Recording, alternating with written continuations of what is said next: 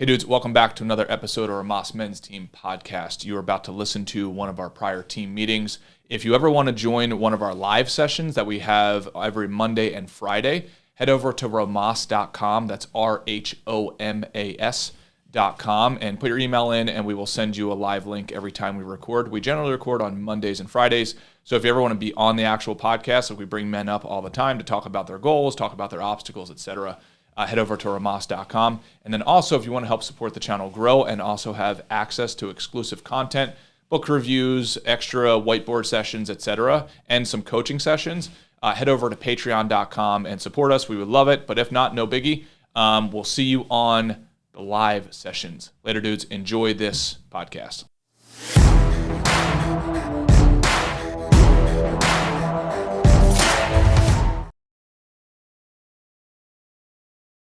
Yeah, man, we're live. I do believe that was from me switching the sound from my microphone to my laptop, which, I don't know. I plugged this thing into a different port and chaos ensued. So, Jesus Christ. Chaos did ensue. Honestly, too, that was a good. I'm happy with the executive decision, dude. Rather than like the scrambles, just shut it down.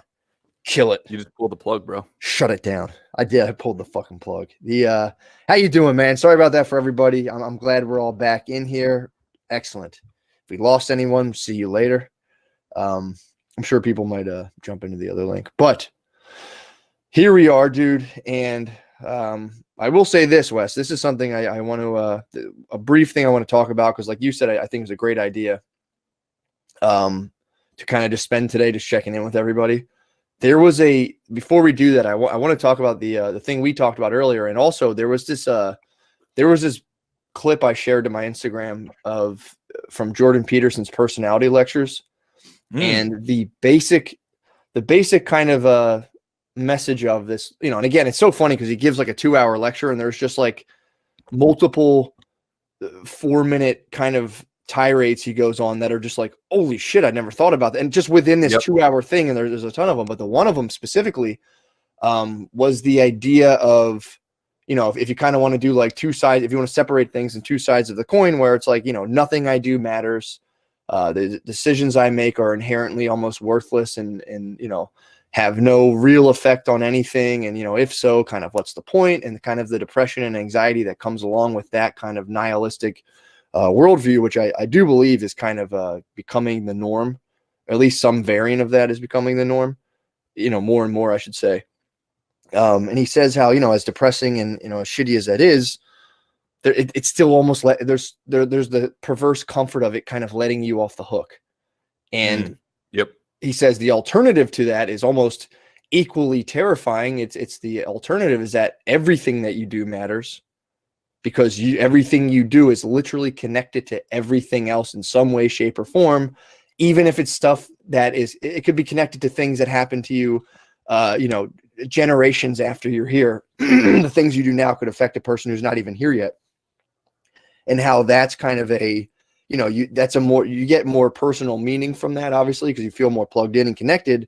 But the price you pay is the responsibility for your actions, acknowledging that they actually do matter. And, that terrifies people so much that's kind of why nihilism is can be sometimes something that is, floated towards. So. Oh, dude. Well, I completely agree. I made a decision a long time ago, probably like 5 or 6 years ago to make a stance of I'm only going to do things and think in certain thought patterns that are, I think it's basically like, I think it's called pragmatic existentialism. I think that's what it is. Mm-hmm. And I don't give a shit about being right about like fitting those definitions, right? Just my interpretation of those definitions are like, number one, I believe that the results in the world that you produce are largely, if not mainly, due to your own efforts. The amount of people that I talk to on a daily basis who think that Donald Trump or Joe Biden or whoever else is in office is going to impact their results of daily life is just astounding to me. Or the amount of time that I have almost been sucked into conversation of like, oh my God, well, did you see what happened here? Did you see what happened here? Well, what if this happens? What if this happens? I don't care about politics, and I'm willing to say that openly, only because growing up poor, I noticed that life was a lot of cause and effect, and the cause and effect came directly from me, not from some other dude in DC. Yeah. None of that shit matters. And I'm sorry if that offends anybody, but it's meant to say like self-reliance is what I have found works. Yeah, and it's not even people could construe that as a political issue, and I know ASB is fucking around, but people will construe that as almost a political issue, but it's more of a personal responsibility issue. It's like, look, man, what's the word? The machinations of Washington, D.C., are going to go on whether I'm, and again, it's like, maybe if everybody banded together and, blah, blah, blah. Yeah, sure. That would be cool. But that still starts with accepting personal responsibility before you could even go into such a thing. Or really, it's like people are, in my opinion, they're just interacting with almost like a holographic spectacle of like what's occurring on television at the cost of the very real things of their own life. Yep. And it's like, it's not a political issue. To me, I would say it's more of a personal, spiritual issue, honestly, of like recognizing that like you have your domain of control. And I guarantee that does not extend to what's going on in a television screen. Like, they don't give a shit what you're doing. Everything within that whole, people contained in that screen. Like, why are you obsessed with them? Dude, when I read celebrity news, it does on some level like agitate me physically. Of like, I was like, a lot of times too before the podcast, I'm like, let me just check the news. If there's maybe something funny going on. And dude, one of the stories will just be like, fucking Lindsay Lohan goes to the beach, and it's like, what the fuck? A lot of people read this. I'm like, why are you reading that? That is nothing. Like, it's crazy that you're. I just can't wait to see a Matt McCusker goes to the beach. I just can't wait to see that headline. Yeah, and there's Matt, and I'll be fat, and they'll shame me. God damn it! But it's like, stop fucking looking at that. That's crazy. That's like, dude, I forget the exact story, but it was something to that effect, man. It was just like a celebrity couple arguing in their car, and it's like, what the fuck? Yeah. But so I agree with your point. It's like, and the thing is, if you feel personally compelled to enter the political sphere, then do so as an active participant. Not somebody, right. One of the millions of people who just get caught in the constant revulsion and spectacle of it. Like, oh, those guys, blah, blah, blah, blah. It's like, go join the fucking thing. If you're into it, go join, whatever level that is for you, whatever level you can enter in at, and just participate in it. And again, obviously that's people, we have time constraints because of work. I understand that, but it's like this bypass, like armchair quarterback mentality is just, as I get older, it's like, I just don't like it, man. Yeah, no, I completely agree. And that to your original point, I will not allow my brain, and my suggestion to everybody else, if you want to have a productive life, because again, this team is about helping each other make progress. I'm committed to progress. So going down the nihilistic type of thought pattern, not saying that there's not logic to it. Like, obviously there have been some very profound thinkers that have gone down a lot nihilism and being able to logically make a case. But it's not about that for me. I mean, go down, just try it. Try it for a day. Try it for a day of saying everything's meaningless and nothing matters in the end. Who gives a shit? Like, on the negative side, because you could also flip that and make it a positive thing. I kind of agree with the positive aspect of, okay, it takes a certain amount of pressure off. But if it's going to be negative, I just think that's just not a life really worth developing that sort of philosophy. So like, I sit between existentialism, which I believe is just, essentially you create your own meaning for things. I personally believe having an empowering meaning for things, and then pragmatism / like a progress sort of philosophy. Is this going to practically help me in my pursuit of progress towards a larger, better destination? And yeah, I don't know. That has worked for me. It makes me happy. It gives me a sense of self-control, self-discipline, self-reliance. And I can see when I turn around and look that I've made a lot of progress. I mean, Matt, what is your perspective on that? Have you found something similar, or am I off? No, dude, no, sorry. I mean, you're not off. Being like, no, dude, you're wrong. And it was funny. That was the exact thing from the Peterson video I watched. It was existentialism, the thing they're talking about. And that's, I've never, I think you kind of said something to this degree. It's like, I've never really worried about like which ism am I? Like, is it, is this one the right one? Is this one? it's the more stuff I research, I do find it coming back towards that kind of existentialist viewpoint, which is essentially that your life has meaning. We're not just bags of meat who are just kind of shooting sparks off. Like, even if that's the case physically, we're still, experiencing things, and those things do fundamentally have meaning to us as humans. And we should it's better for us to live our lives according to that than being like, nothing has meaning. So yeah, I totally agree with that viewpoint, and just kind of the, just the recognition that your actions do indeed have consequences. It's really, I mean, again, this is like, it's very easy to think about. And like, you can start small, in like the things that, maybe aren't the biggest things to alter or change. But like, dude, as I get older, and this is just me personally, I'm not saying like this is something everyone else should do. Because again, the other things too is like, what has, effect, what you feel like has an effect on other people around you. Other people might genuinely not feel like it. So, I don't want to be like, this is the way to do it. But it's like, for me, watching porn, I feel like it has a negative impact on my relationships. I know some people who think it's good for them, and that totally fine. I recognize that could be the case. For me personally, it's just not good for so I cut it out, I'm like, I'm not doing this. Whereas I could just be like, nobody, who's going to know, and how are people going to be affected? But I do feel like it has a negative effect for me personally.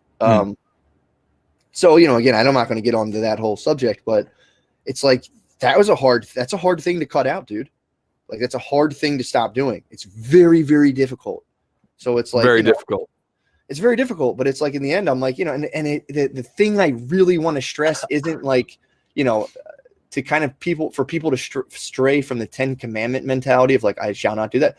It's like, see how you feel. If you have something in your gut screaming at you, like, dude, you shouldn't. And, maybe that some of that's kind of residual guilt and shame that you don't need to have, which again, you can have that conversation with yourself. Like, can I just shed this stuff? So a lot of this is based on a lot of personal reflection and very personalized, but it's like, me personally, I've thought about it extensively, and it's like, obviously I don't need to harbor any sort of like weird sexual guilt or shame, but at the same time, it's like, I feel better off when I just kind of only gain sexual pleasure from my wife in a real 3-dimensional kind of way. And then it also, for me, again, I could talk about this all day, but it's like, it forces you to channel all of that sexual energy and then openly communicate that with your partner in a way that's kind of like, I'm not scurrying off, and there's no like underhanded and sneaking thing. And if I do, like, it comes to the point where I'm like, I want to masturbate, I'll just be like, I need to masturbate right now. Not in like an angry way like that, but I'll say like, you just come in and make a declarative statement. I'll say like, look, I'm going to masturbate. Like, I'm going to masturbate. I'll just tell her, like, I'm going to masturbate. Awesome. And just be like, well, what's funny, ASB was like saving my chi. It's like, I used to get into like the nofap, and that I don't know, that to me, I don't know if you can just hold your cum in forever. I think, shout out to anyone who does it. I think I admire that. But it's, for me, it just opened a new realm of kind of honesty, and doesn't, whatchamacallit, it just kind of opened a realm of honesty around a subject that can sometimes create tension in a relationship unless you just put all your cards on the table. You know what I mean? Now you got something on your lip right now. It's cum. It's cum. It's coming out of me everywhere. But sorry, I don't want to. That's a hot button issue, and it's one of those things where it's like, it was the idea of looking at porn. I think they call it PMO, porn masturbation orgasm.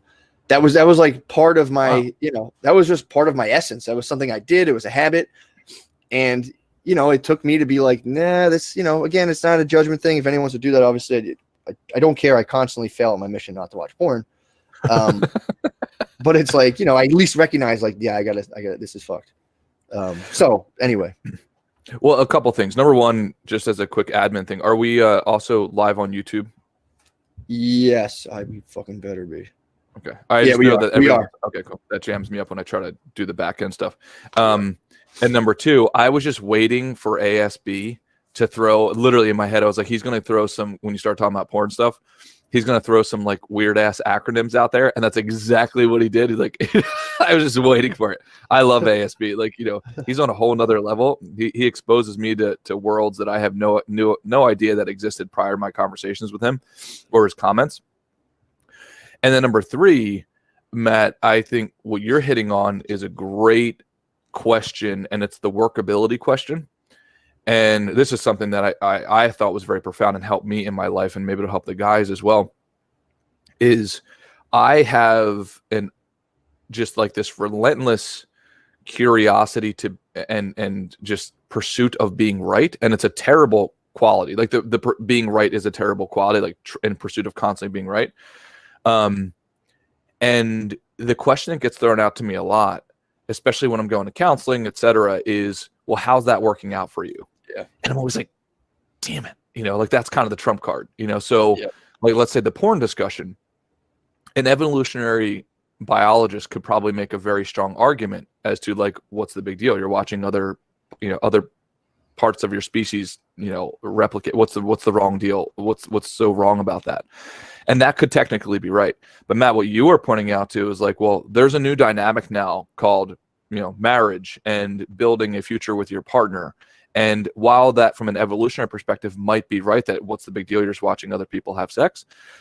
The other component of that is like, well, how is that working for you in your current circumstances? And that's the workability question. If the answer is, oh shit, if you're really honest with yourself, it's like, well, yeah, it's not really working. Regardless of whether or not what is technically true, it is not working for me in my life. It is causing chaos. And that to me oftentimes is a better question than, is this factually correct?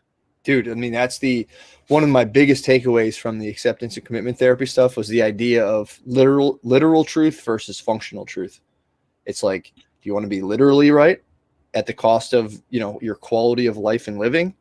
Or do you want to kind of shift your focus towards the things that work for you? Are the things that you might be right about still there? And are you right about them? I don't know. You'll never really know. It's hard to gain like full literal truth over things. Yep. But it's like, if you instead, and it's not like a thing of saying like that stuff's wrong, or that's just different stuff. But if you can instead focus everything on, what works well for you as much as you can, you might not even be thinking about the other stuff that, that's kind of occupied, that you're trying to be like, right about. Yeah, dude, that's like, I can't hammer that thing home enough. It's like functional truth over literal truth all day, every day, man.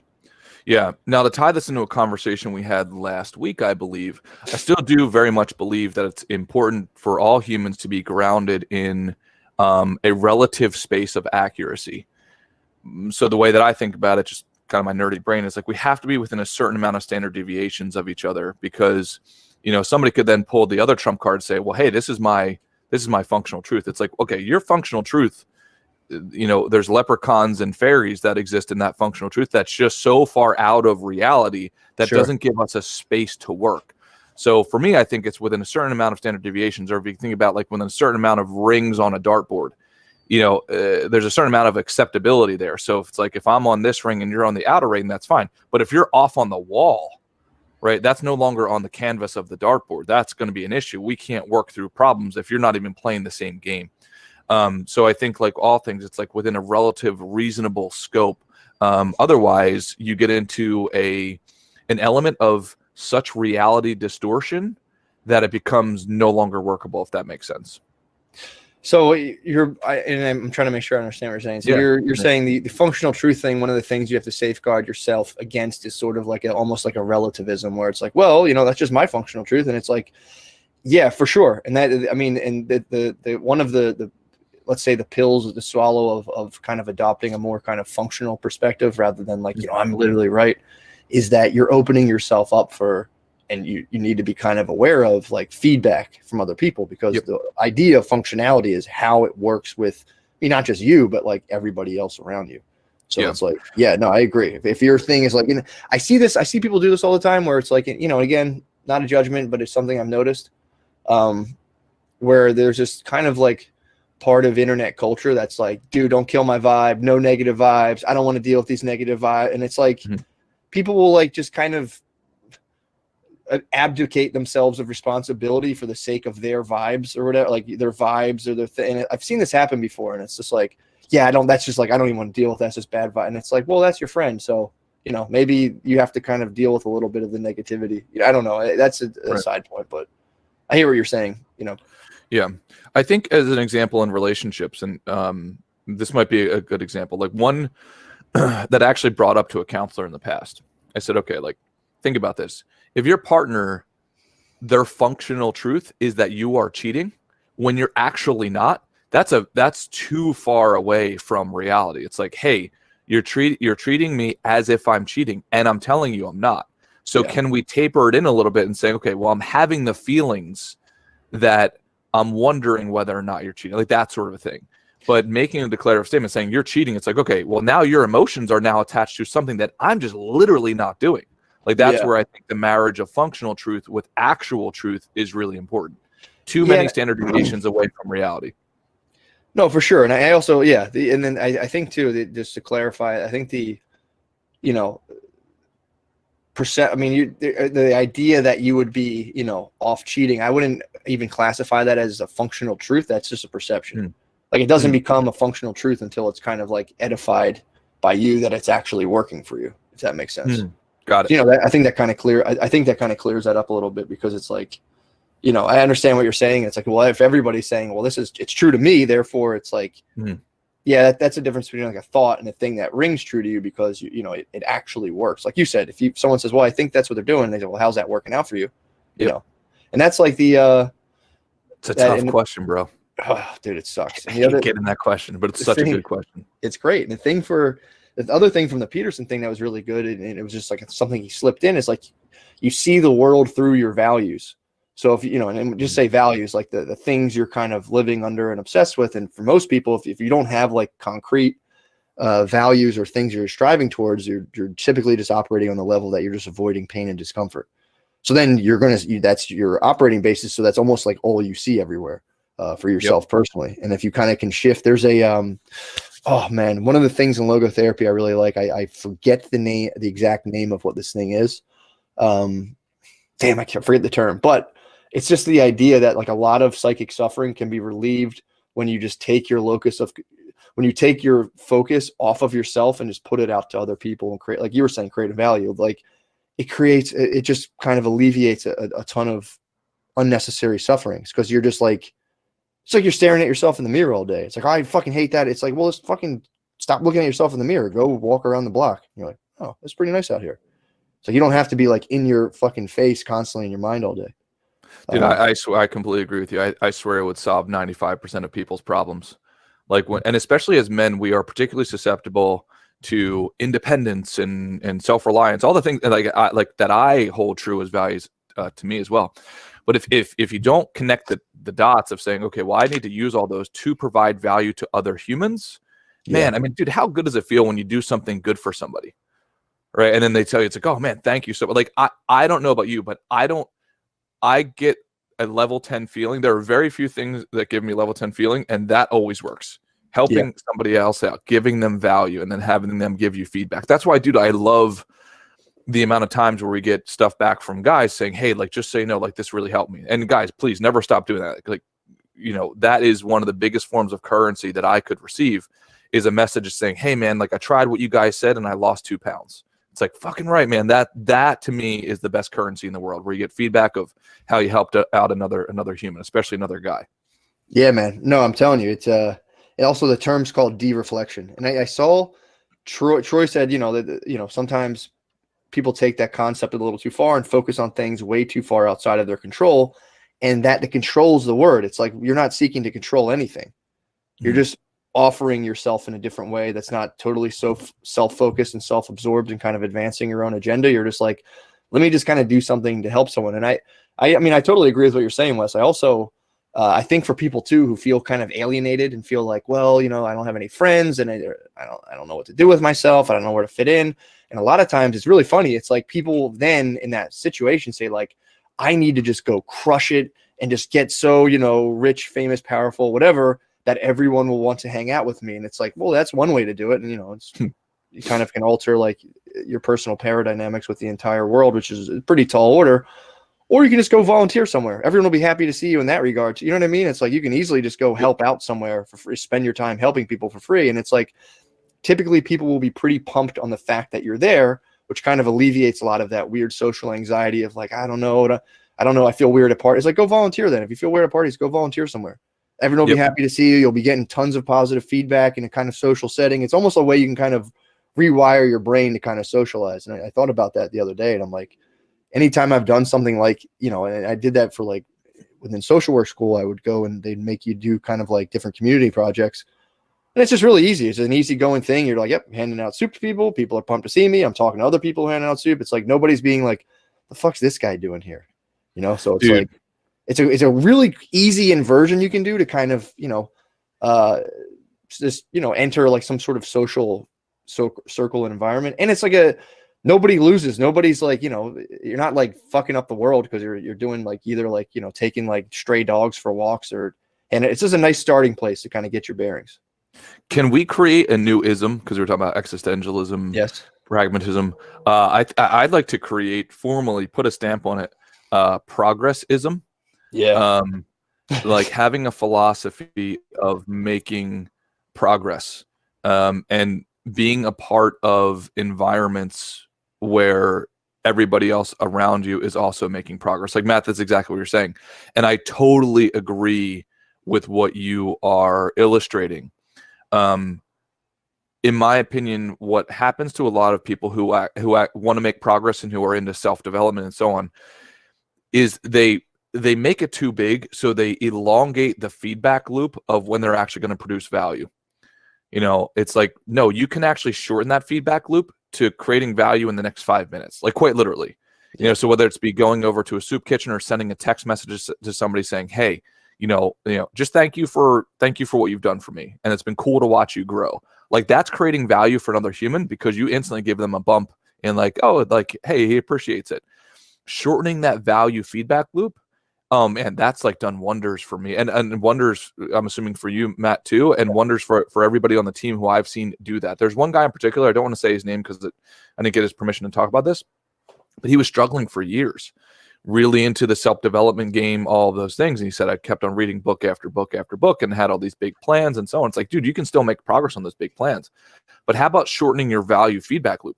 How about going and just sharing one page with the guys on the team? And I guarantee you somebody, or one sentence or one quote, go and do that now. And then you'll see the guys will say like, hey man, thanks for sending that. That is it. By definition, you're producing value for another human instantaneously. Like do those things, string enough of those things together. And all of a sudden you will teach your brain that, yeah, man, you are worth it. You are fucking valuable. And here's the actual results from that value distribution.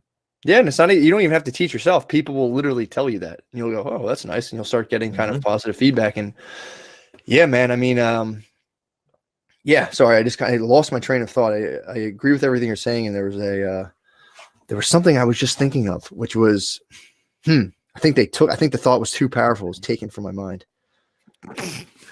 But yeah, it's really kind of centered around that. It was when you said kind of like just kind of having progress and having people kind of, really, the original thought really was like, just first things first, focusing on, I remember what it was. It always comes back if you just let it go. Yes, it does. So the idea really was, how we need to have something kind of we're aiming at in some sense. And we're not really given a ton of help in we're not given any help, I would say, in figuring that out in the school system, when I think that's something so central to a person's well-being of like, what specifically are they aiming at? And I think like, if you want to talk evolutionarily, we were wired to get the payoff for these seemingly small, like kind of humanistic transactions of like helping someone put their groceries in the store. Because we kind of emerged in tight-knit kind of communities and, sort of like little villages and, bands and stuff. So that I think we were evolved to gain a tremendous amount of value from just doing little things to help one another. And I think, and again, this is obviously just my theory.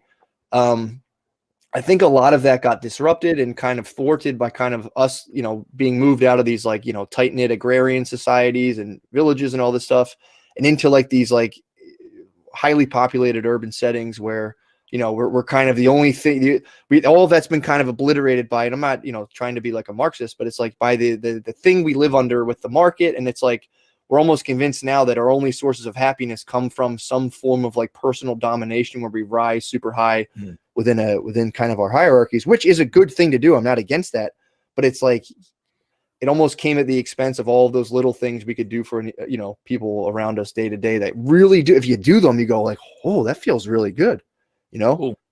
So, it's hopefully that kind of makes sense. But I think because really like the thing we live under isn't that old, man. It's only a couple hundred years. Like the way we live and the way we kind of like, gear ourselves and the things we aim ourselves at. It's like, how old's capitalism? It's like 300. It's about like it came around in the late 1700s, 1600s, started getting kind of big and like really popping off. So it's like, and it's not like a slight, like, burn that whole thing down. It's like, no, it's not that. Cause obviously we rose out of like pretty horrible shit in history as well. It wasn't just like some big evil ship that came and loomed over us. It's really like, how can people incorporate those small humanistic payoffs into the system that we currently operate under?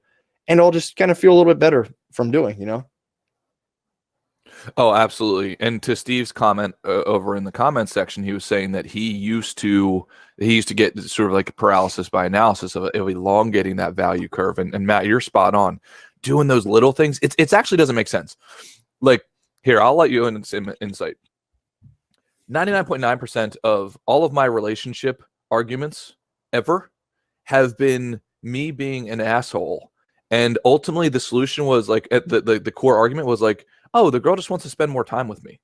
Mm-hmm. Like she just wants me to be there more. It's like, and I'm the jerk saying like, no, I can't do this. Like, you're being unreasonable. It's like, no, she just wants a hug. Like she just so because I'm playing the game of, oh, I need to build up my family's fortune. Like, I don't want my future kids to be raised in the element of poverty that I was raised in. Like, I'm playing like a multi-decade game. Mm-hmm. But every woman that I've dated all says the same thing. It's like, hey, essentially the same thing. It's like, well, can you just be here for the day? Like, can you be present with me? Can you watch this movie with me right now? Can you spend some more time? Can we go to the farmer's market together? And in my head, because I'm elongating that value curve, it's like I'm doing that at the expense of doing the little things, like you said, Matt, like helping somebody take their groceries to their car. So, and Steve, I completely agree with what you're saying, man. Like, oftentimes as humans, especially if you're ambitious, you have all of your goals be these big, grandiose North Star things, as opposed to saying, yeah, have those. Definitely. That's what the vision board's for, etc. But don't do it at the expense of the daily little microcosmic things that you can do right now for your cousin, for your girlfriend, for your brother, for your stranger. Don't do it at the expense of those things, because you will sacrifice your happiness and other people's around you's happiness if you're not doing those daily things. We are hardwired to do those little micro things. Dude, I mean, it's two things really. The first one too is paralysis by analysis. That phrase, and I don't know if maybe Steve arrived at that too from something else as well, but I got that, and just to kind of illustrate something, that phrase entered, I believe, this kind of dialogue from me talking to, I think, an Uber driver 3 years ago. Because he could have just ignored. He could have said "fuck this guy" and just drove in silence. But we can see, he engaged me in a conversation. I was talking to him about stuff like, well, yeah, but what about this? And he was one who hit me with paralysis by analysis. And I was like, damn, that's such a good fucking idea. Mm-hmm. And it's like, now a bunch of people know. It's like one of those things where it's like the things really do kind of, the things you do really just go off into domains you would never. I mean, I'm sure that guy is not thinking about, an online men's, like having a thing he just said enter the dialogue of an online men's team, but it like the stuff you do floats around. And to your point of, I suffer from the same thing, like this crushing anxiety of not getting enough stuff done and not like, setting myself and people up in a way with, kind of like narrowly focused on kind of professional endeavors. And dude, and I take it a step further where like, and this was me and Brittany's one of our core struggles. Was she just wanted more of my time and I would almost look at it like, this is just a pattern. If I give into this, then I'll have to give into the next day and I'll never get anything done. And, it's my own kind of catastrophizing the way I'm thinking. And then it was like over the course of the holidays, I just took like 4 days and we just chilled. And contrary to my kind of paranoid belief of like, if I just give into this, you're going to constantly want my time and I'm never going to get anything done. And we're all going to lose all our money. Right. And I'll have to look at you and she'll be like, well, I didn't know that. And I got that. And they're like, yeah, we just hung out for a couple of days. And then like, dude, since I did that. And I think it's also important too. And especially maybe for women, especially, I mean, I'm sure this would apply for guys as well. I've never dealt with it, but like, just knowing that you value, like they're still at like, kind of like at the top of your value, and you have to almost give them like a little small act and show them that, and like, a meaningful one, not just like, oh yeah, here's flowers anyway, blah, blah, blah. Like to say, hey, I value you so much that like, yeah, I'm like obsessed with like getting stuff done, but I'm going to take today and just chill with you. And I do think that's like highly, highly meaningful. And it also, like I said, it just kind of, if anything, what it does is helps kind of get you guys on the same page, that you have then a cheerleader rather than like, a cornerback waiting for you just to fucking tackle you around every corner. So it's like, yep. I can say for sure, like by taking the time and being like, I think this comes from you, Wes, of like disciplining myself to be done at 5 o'clock. And then, spreading that out to other things of like being flexible with my schedule. And, sometimes I just don't get a thing done, but I make sure everything's good on that front. And I also communicate the fact if I'm feeling like, hey, I'm really falling behind, I need your help here. Now I have a willing participant, not somebody who's going to be like, you fuck. So yeah, man. Absolutely. Dude, I could talk to you all day about this. Yeah. I want to make sure we get Andrew Lincoln on here. Because like, dude, a lot of these guys, all the guys are producing such outstanding results. And Andrew, if you're still on, we would love to have you on because I think he said he's down 37 pounds. Damn. Yeah, just absolutely crushing. I think I saw Patty on here as well. Said that he's down a handful of pounds since Jan 1. So hell yeah, man! Like you're on the journey, brother. Yes, Andrew. What's up, bro? What's going on? Andrew, do you mind if I give you my best stab at a proper introduction for you? Go for it. Awesome.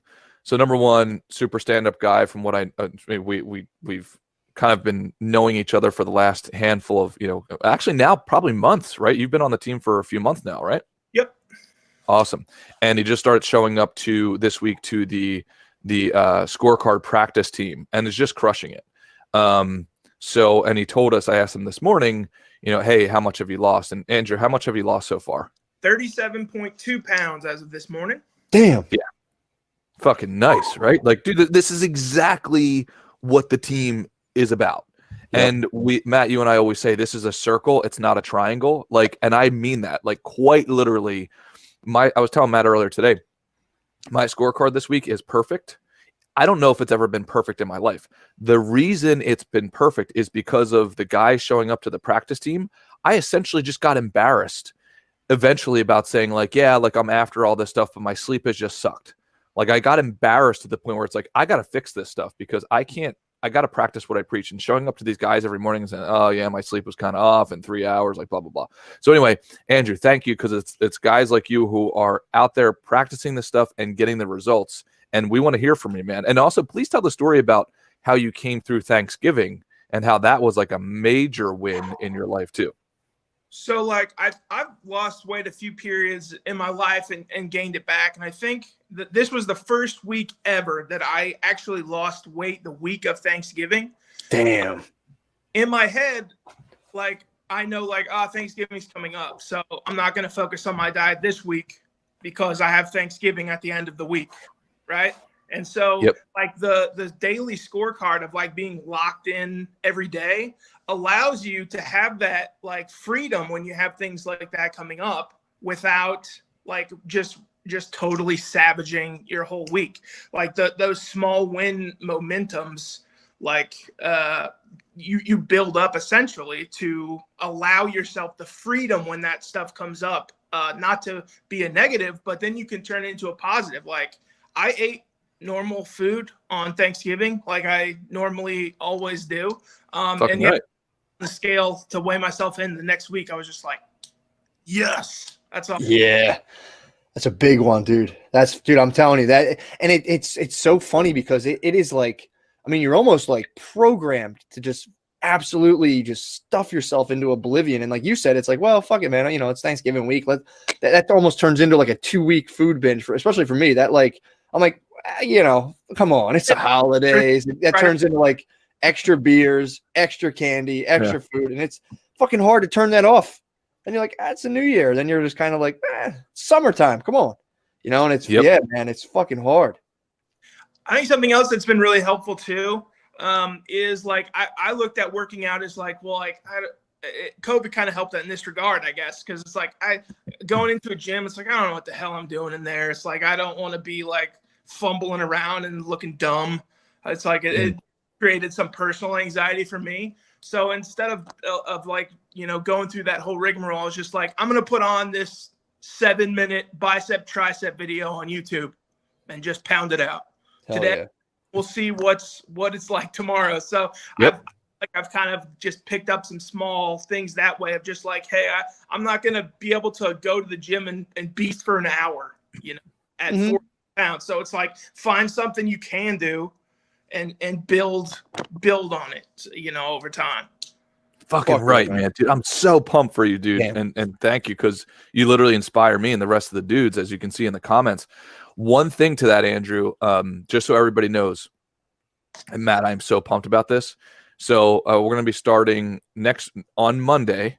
On Monday, the Rhomas men's muscle building team. Going to do it 30 minutes a day. This is my goal. Just like we did the practice team session, we're going to, and I'm still trying to work out the timing of this, but probably 30 minutes before that session starts, muscle building team. And all you need, I think I got it down to the minimal. You don't need any equipment if you don't have it. But what I would highly recommend is having dumbbells, preferably adjustable if that can work. And then a bench that goes all the way from incline down to decline. And then preferably a way to do pull-ups. So that's all you would need. It probably takes up like a 5 foot by 5 foot space. Now, if you don't have any of that, that's totally cool. We can figure that out.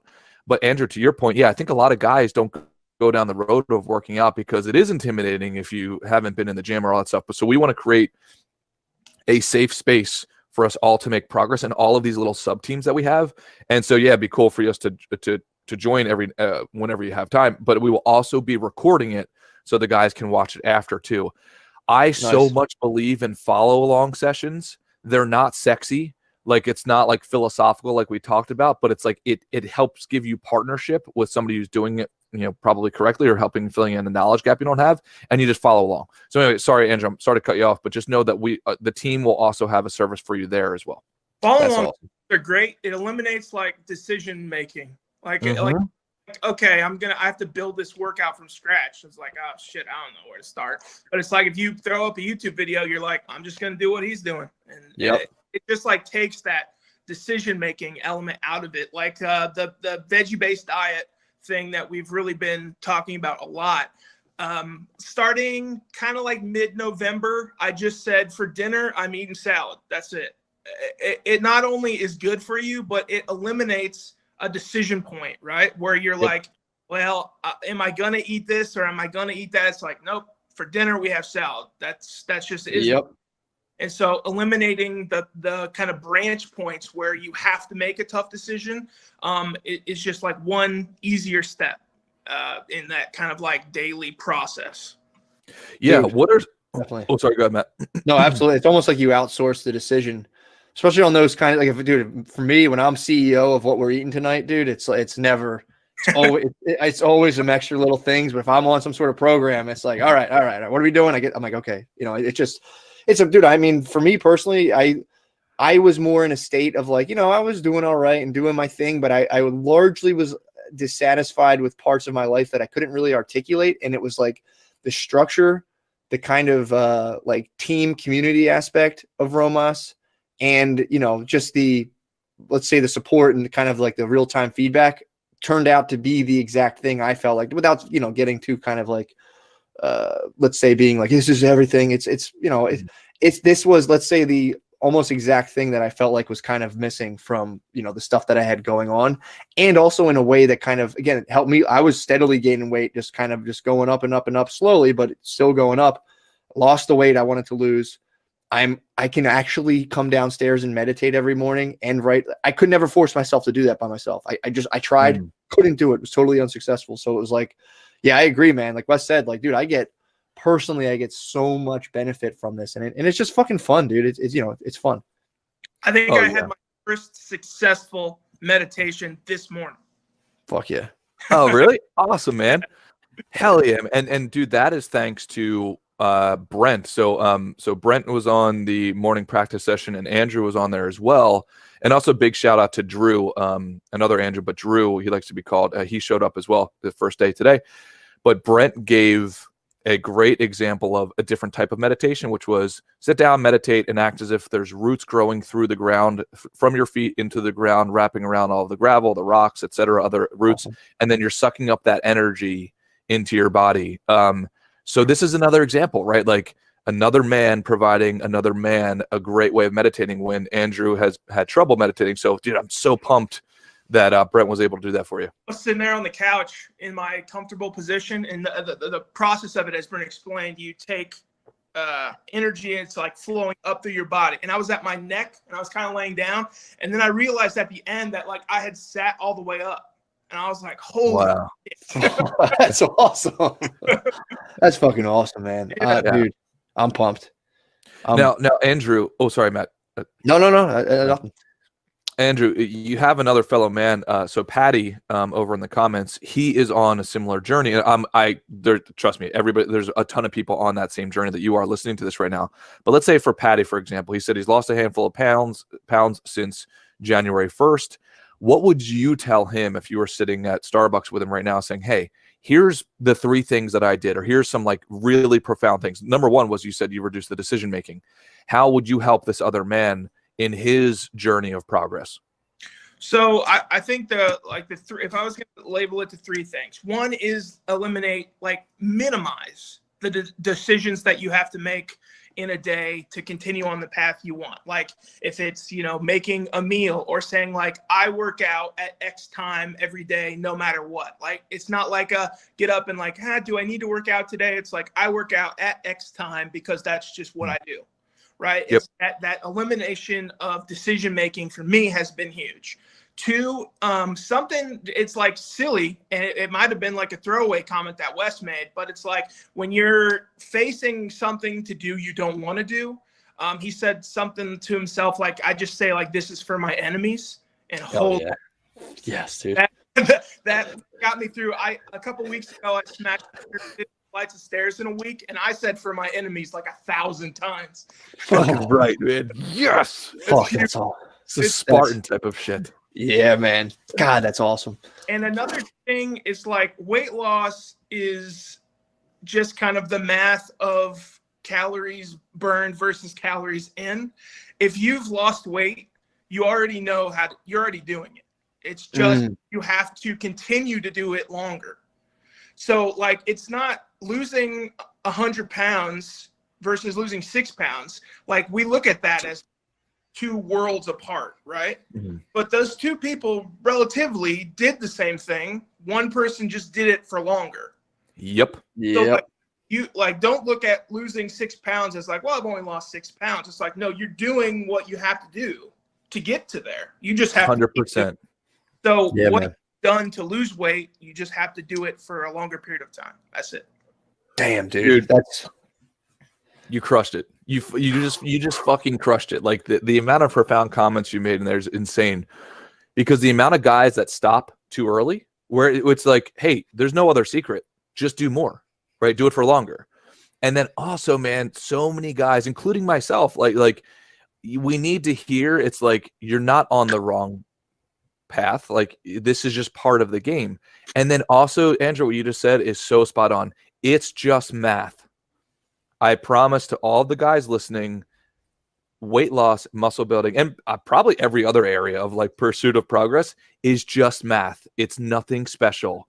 And oftentimes we need to hear that, because our idea, it's like, well, I'm not worth it, or my genetics, or like all these other discussions, like that's just not serving you. Plus it's wrong. It's just wrong. I have not worked with or met any man who's done what you're doing, Andrew, and along with us, who's ever gained weight and not lost it. It's like, no, if you actually do the shit, like it's going to work.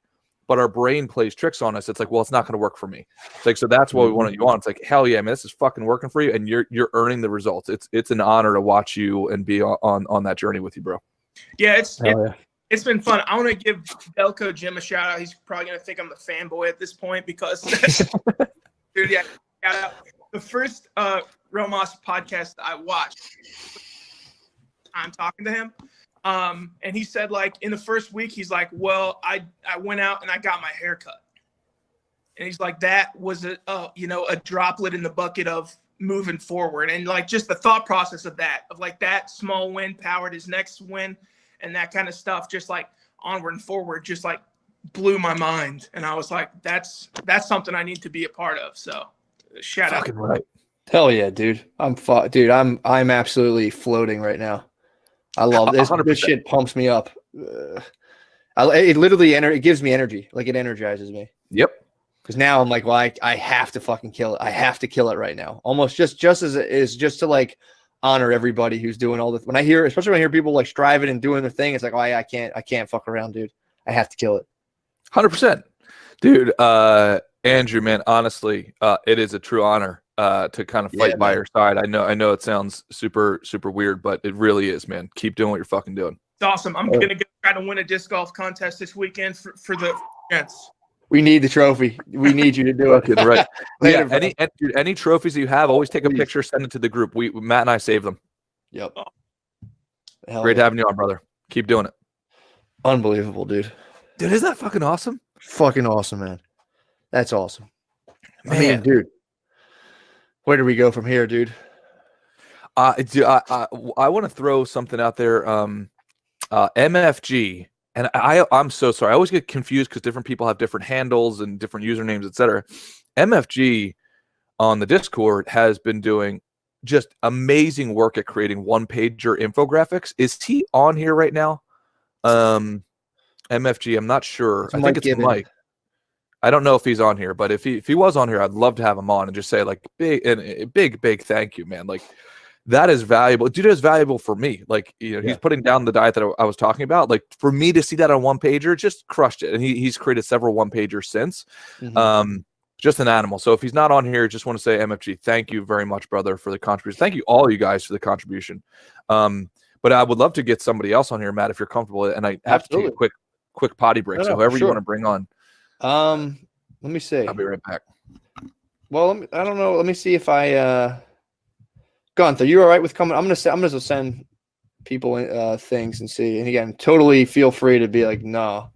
I'm gonna send something to you, Gunther, man. Yeah, let's see. Troy, I also saw the I think I switched the thing for the pinning messages. Let me know if that didn't work. I'll Google exactly how to do that.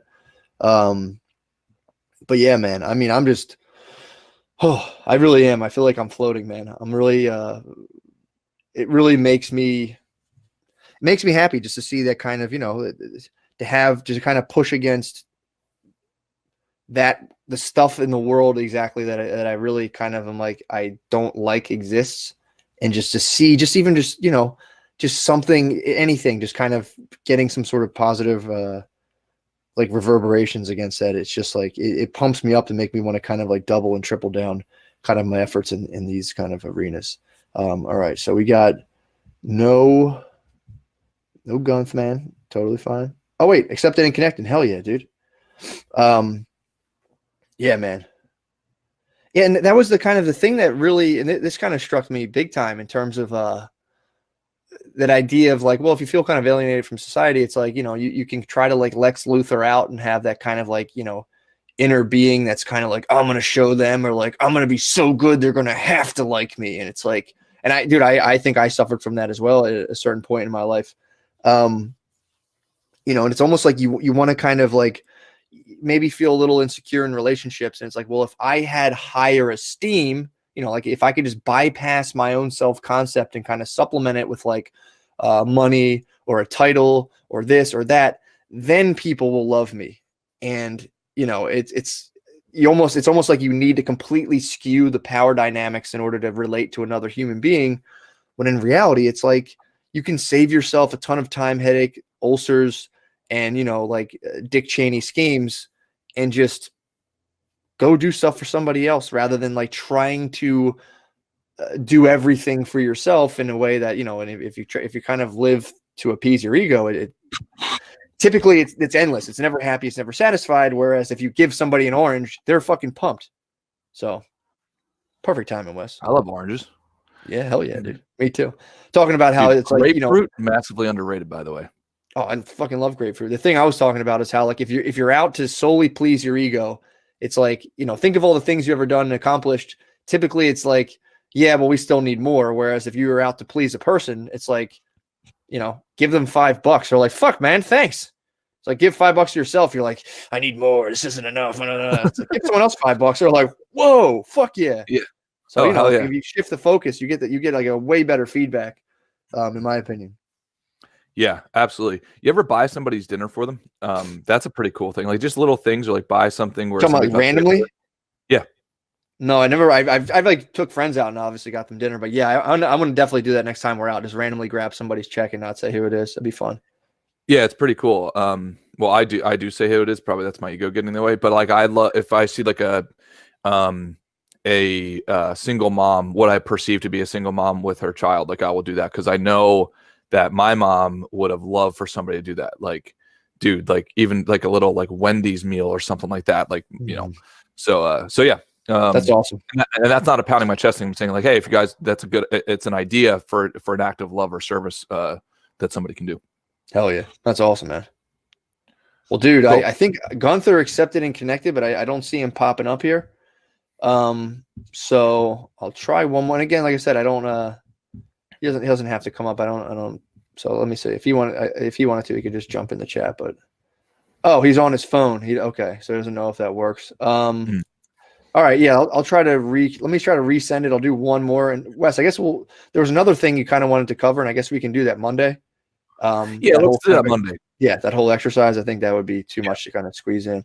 Yeah. Let me try one more time. I'll remove Gunth, and I'll put him back on. And in the meantime, I do have to give a very, very, very sincere thank you and like much love and virtual pound to Ray. Yeah. He has shown up literally every single day to the men's practice session for weeks, and also ran it himself. And just speaking to the amount of execution, that's fucking amazing. Like literally, I can't give enough thanks to Ray just because it motivates me. Like I literally, when I think of like, it's like, oh, I'm a little tired. Or like, I know that Ray is going to be there at the exact time that we set agreement on to be there. And he's just crushing it. Like he's just fucking crushing it. So I really appreciate his, his partnership and helping lead all of us as well. Hell yeah. No, Ray's the man. He did a Church of Dogology for me before too. It was pretty sick. Oh, nice, man. Yeah. I'm trying to think. You know what? I'm gonna grab an old crowd pleaser, dude. The old Troy boy. Let Troy take us out. Swear to God, if you show up with a shirt on, you better take your shirt off. God, I gotta get it off. Yeah, you called me up. What's up, those Troy? Traps, how you doing, bro? Man, I miss seeing those traps, man. Yes, we're doing it. Drew showed up this morning too with no shirt, and then Jordan showed up to a practice session 2 days ago with no shirt. I was like, fucking man, the amount of men that show up with no shirts, fucking look at that, dude. I mean, it might have to become I don't want to standardize this. It might have to become a requirement, dude. Oh, fuck yeah, dude. Let's go. Got the Gunth Daddy. Look at this, man. Yeah. Total brain trust. What's up, dude? Yo, what's going on? Mega Mom in action. How you doing, man? Dude, hanging in there and leaning on the dogs for some support, Yeah, I was curious. I wanted to kind of reach out and give you some support, but I also didn't want to like put you in a spot you might feel like you don't want to like, so obviously feel free to like share whatever you want or not. Totally up to you. Yeah. And Troy, are you down for having this circle session right now? Is that cool with you? Oh yeah. I just want to say real quick to Gunther, thank you last week for calling me out for I think it was the beginning of Monday for calling me out for not doing yoga much last week. And I think, except for that one day I missed it because I hung out with a couple friends, someone that was in town that I haven't seen in over a year, I think now. Nice. That's the only reason why I missed it. And I was up until like 2:30 in the morning with them. But other than that, we did yoga every day. It was fucking great. I've been killing it. I mean, we hit probably like 11 out of 14 days on the yoga stuff. Had a solid, we did the goal setting stuff that Matt did on Dad Meet. So we followed those for 2 days and we had a solid ACT sesh. So it's been interesting, these past couple of months building these tools up and then, kind of come into a real ass life decision and then actually having to implement and utilize those tools that I've learned. So, hell yeah, man. What's going on? Go ahead. Oh no, sorry, Matt, please. Well, I was asking about the Axe Sesh. What Ray was saying, you ran an Axe Sesh on Tuesday. Yeah, so we went through like that first module together, kind of walked through, did some, watched those videos, did some reflection on values and how we cope with pain, coping strategies and stuff. So it was good. Fucking no, that's all. That pumps. I mean, dude, I don't know if I can get any more pumped up. I might have to take a lap. My head might explode. Yeah. How you feeling with everything? Go ahead. Yeah, sorry, Wes. My bad. It's still a lot of emotions. I mean, it's all pretty fresh. So still going through a lot of that stuff. I got a big support group around me, big family, like 2 decent friends. I have more solid dog friends than actual friends. So it's a ride. I'll say that it's been since I came on earlier with my breakup stuff, hanging out with you guys, doing the productive stuff, but also just socializing and keeping in check with each other has done wonders for me this entire time since my breakup. And I've honestly haven't really had, except for like minor pangs, maybe once or twice this whole week, I haven't had any issues with it. Oh yeah. It's been very, obviously it's a different situation because this girl is on the other side of the world and you're dealing with things in your life that's very present right now. But having this group has been a godsend. Absolutely, couldn't agree more. Yeah, man. I mean, dude. And I'm sorry, I'm out of the loop, so I don't want to piece together what happened. And if you're comfortable, and it's Gunther, right? Yep. Cool. Is it okay that I know what happened? Like, what happened? I think it's I know. Like a 6.5-year relationship, kind of my decision. We're going on, little different paths in life, and then there's some other, personal stuff going on that, comes into play a little bit that I don't really want to get too into those specifics, but it's just been a lot, overwhelming amount of emotions and variables and guilt type stuff. So yeah, I mean, dude, I'll say too, it's something that no one ever thinks about. I don't think very much. It's always, especially like the movies, it's always, like guy gets dumped and everyone pities him, blah, blah, blah. But like having to break off in a relationship is an extraordinarily painful thing, man. When I got divorced, I was, the primary agent of being like, hey, this isn't working. Therefore, we got to move. And like, dude, I honestly carried guilt for that.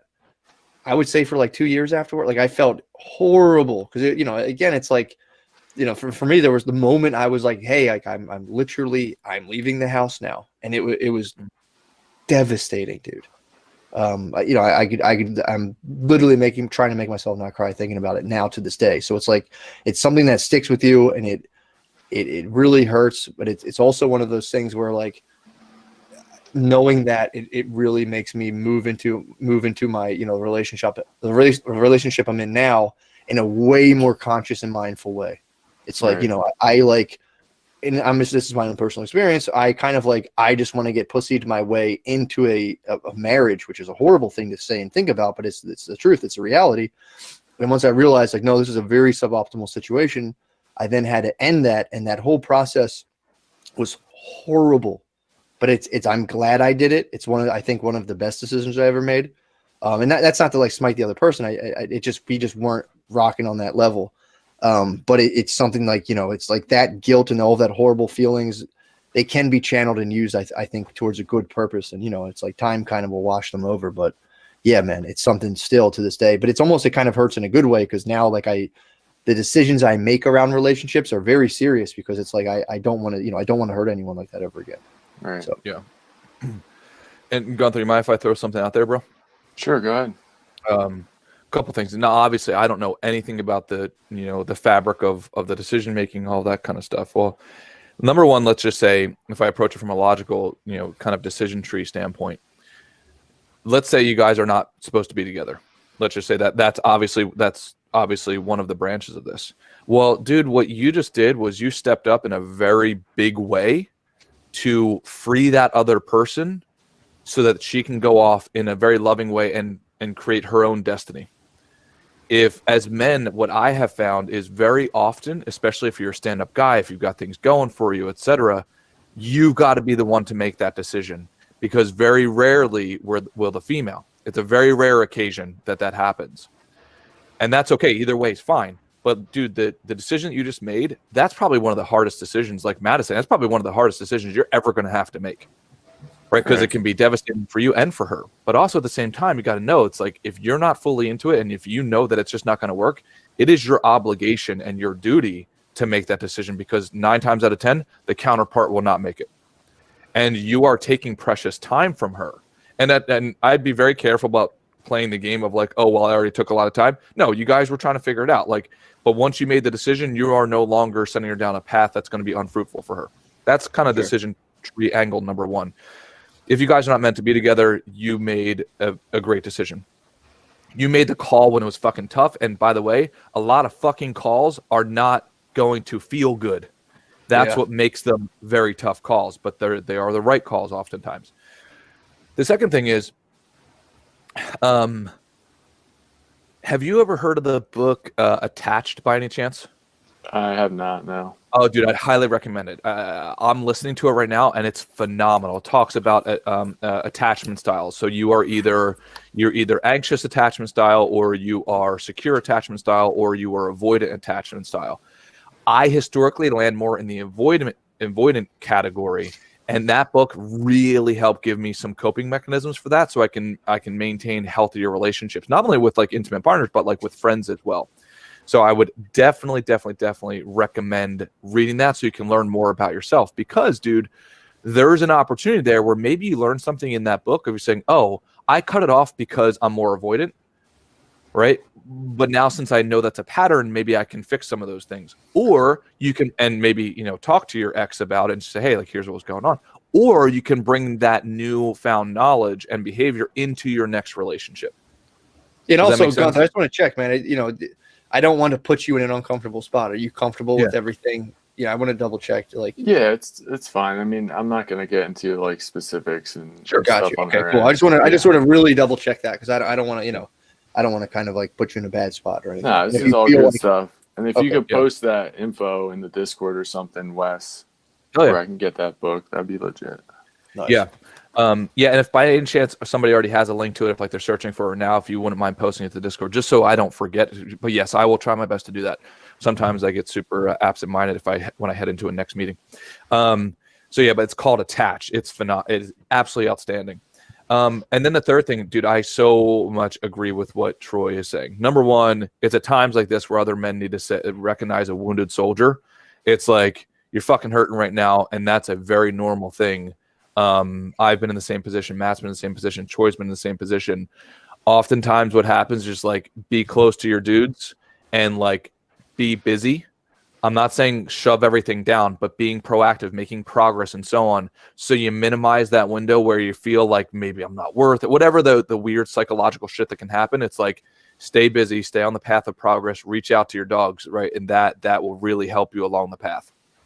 And a little one little thing is to keep doing the mindfulness stuff, the meditation especially. It's going to bring up some rough feelings sometimes. I'll admit that during one of the goal setting sessions, the one that I went to with Wes, that during the meditation, I think 10 minutes in, I don't know if you noticed, Wes, I was crying the whole time because it was just fresh after my breakup. It was like silently, I was just like tearing up because I was just dealing with like consolidating all the thoughts that I was trying to hold back. And I've been doing that more. I've been having those thoughts come into my brain during my meditation. And even during my dreams, I've been having weird dreams with that stuff, but I've just been letting it happen. Matt mentioned to let those things happen in the Discord when I said I was having my nightmares, and really does just, you have to face those things as well, instead of just not just burying it, but also taking time to feel it as well. Yep. Right. Yeah, man. I mean, dude, put it this way. And again, I really, this isn't like a slight against like the person I was with. It was just kind of the trajectory we were both on, and kind of like the dynamic we were operating under. If I didn't make that decision that, obviously sucked and like, really hurt me to make, I don't think I would have been doing this right now. So it's like, it's one of those things like, you kind of know when and I knew in my gut, there was this feeling like this isn't right. And I just let it go. And it's like, it's almost non-negotiable. It's almost like, you just have to do it, so, and again, if experience shows you that perhaps it wasn't right, then, things will realign that way. But it's really kind of, you just kind of really can only follow your gut in these kind of situations and, deal with whatever it is. Right. So, a quick reminder, and Troy's spot on. Our daily practice scorecard sessions, yes, it is meant for Patreon, subscribers and contribution. But again, just to remind everybody, if you don't have the money, like, just show up. Like, this is not about like a revenue, like it's that money will be used to grow Rhomas. But like, if you don't have the resources, that's fine. Just show up, because sometimes you need just a pure place of like working with a team and making progress to get your mind off of shit. So like, I'm not saying Gunther that's you, but I'm saying just know, everybody know, like if you're working on some shit and you're feeling like in a rut, whether it's from a breakup or whether it's from, you know, inertia that you can't fight through, like come on, we've got literally every single day, Monday through Friday, where you join us. It's just like turn off your brain for a second, follow along with everybody, and then all of a sudden you hit what Troy's saying, like, you know, you're kind of forced, you went through a meditation session, you cried it out, and then boom, you're done your scorecard, and you're that much ahead of the game. I mean, Troy, would you agree with that? Oh yeah, even though I had to deal with my emotions, I got out of it. I was like, oh wow, yeah, I just got an A on my scorecard, and it was what I think 10 a.m. at my time. So my day is mostly completed in all those main aspects, and it felt great. You're also fueled off green drink. You feel that high. You're hydrated. Everything just you're working on full cylinders right now. Yeah, there you go. Yeah, and you also get the endorphin release from crying. After you cry, your body releases like really nice feel-good chemicals. So it's like they're always nice to get too. Exactly. But yeah, man, the green drink, I swear, I mean, you know, total topic shift. The green drink is like that's a big life changer, man. That I feel fucking awesome. When I put those down multiple days in a row, I'm like, oh boy. Absolutely. So Yeah, speaking of the endorphin rush, we went, we hammered the personal stuff pretty hard this week, and then a couple of my buddies and my brother took me out go-kart racing last night. Oh, fuck. Dude, the adrenaline, and like I came out of there buzzing, like it was good. Just what we needed. There's some good bros, dude. Get you in the go, like we got to get them in the cart. Get you in the go-kart, bro. That's men are fucking awesome. Like just a shout out to men in general. Like who the fuck thinks that? Like, oh, he needs to go on some go-karts right now. Fucking guys think of that shit. You know? Yeah, that fucking rules. That's awesome. Yeah. Well, dude, we're here for you, brother. Yeah, man. I absolutely. Yeah, appreciate it.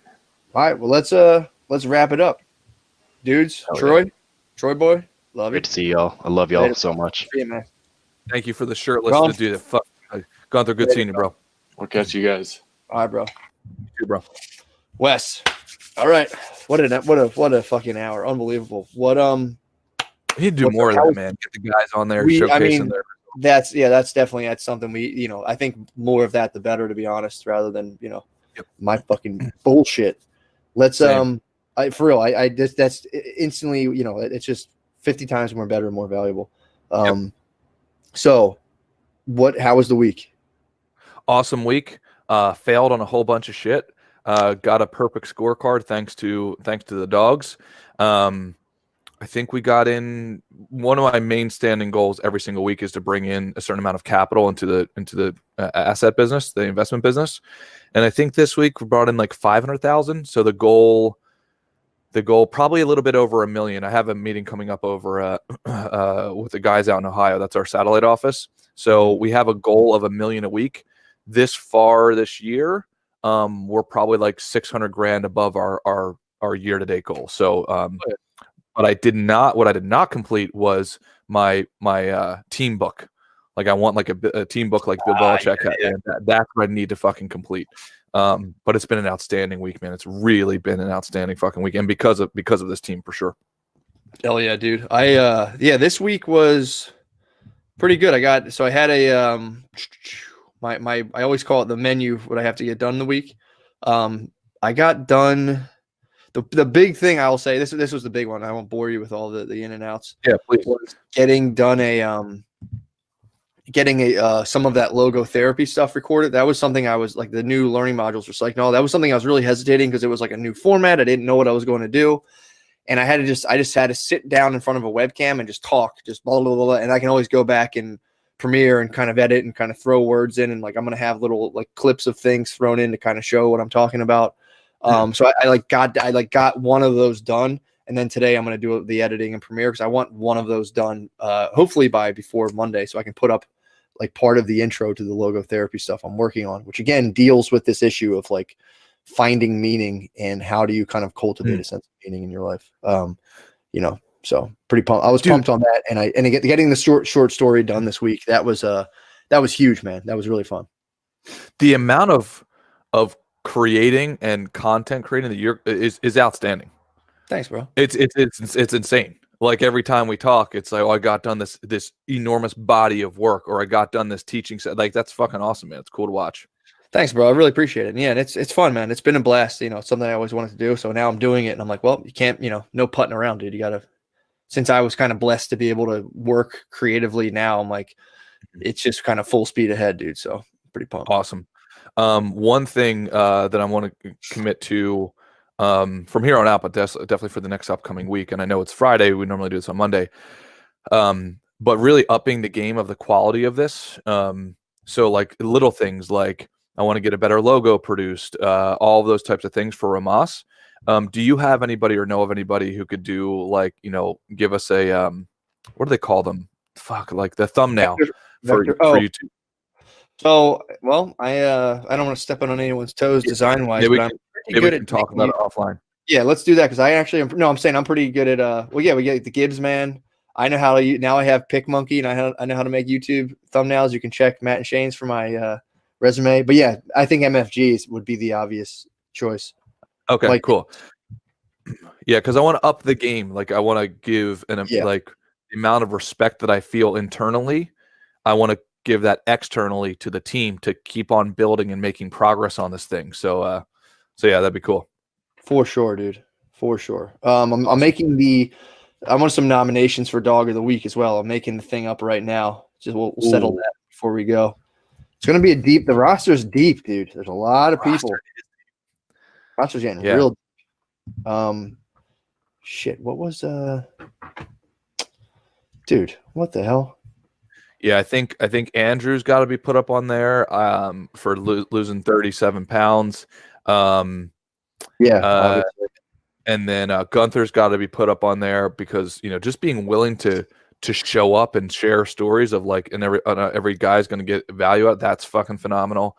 Brent's got to be put up there as well for helping Andrew with his meditation. Like, it's right. Making fun of my bare walls. Yeah, dude, right. Definitely art is something I need to bring into my life. All right, polls up. Get at it, dude. We'll see what happens. Okay. Who's on the polls? Let's see. So right now, Lucas, I got Ray, Troy, MFG, Andrew, Brent. Cool. And if anyone's like, dude, put me on there, you got to throw your hat. You can only throw your own hat in the ring, man. Hell yeah, absolutely. So far, Andrew's in the lead. I'm gonna set a timer for. Well, I'll just time a minute. Actually, I can do it right here. We'll have the polls open for 1 minute. Right now, Andrew's just absolute landslide. Andrew's crushing it, man. Oh my god. My god. Lucas coming in a couple votes. Comes to Luke, man. Lucas Skywalker. Nice. So yeah, Andrew's crushing it. It's been a real pleasure having him on the daily sessions as well. Like, just fits right in, like does his shit, and like we get through it. So yeah, Andrew's pulling away, man. Yeah, he is. I'm gonna toss a Patty P up there. Respect the nomination. Nice. Not drinking this month and getting through the bargaining / being an asshole phase of not drinking. That's the bargaining / asshole phase is funny. That's exactly. I can relate to that. And Patty, I'd like to throw out there also submitting your your card as well for next week, because I do think it's going to probably be really hard to beat Andrew. Yeah, Andrew crushed. He won. Yeah, I think 37 pounds down. I mean, it's So, although Patty, that's how you get on the radar. Now he's on the radar though, because then that's just get tossed in every week. Yep, all right, dude. Yeah. Andrew. Dude of the week, 37 pounds down, just crushing it, man. Just fucking crushing. That's tough. Congrats, Andrew. Well, I mean, I think that's everything. I think that was fantastic. I'm more than pumped to take the rest of the day on, and then I'll be picking my sweet little angel up, my sweet little angels, I should say, from the airport. Yes. And well, which one was I talking about? So I'll be picking them up. Dude, you know what's funny? I mean, I won't keep us, but it's like I had trouble sleeping all week. All week I had trouble sleeping, dude, without my sweet little fucking angels, dude. I'm like, I need these guys back. So yeah, I had trouble sleeping this whole week. So I can respect that.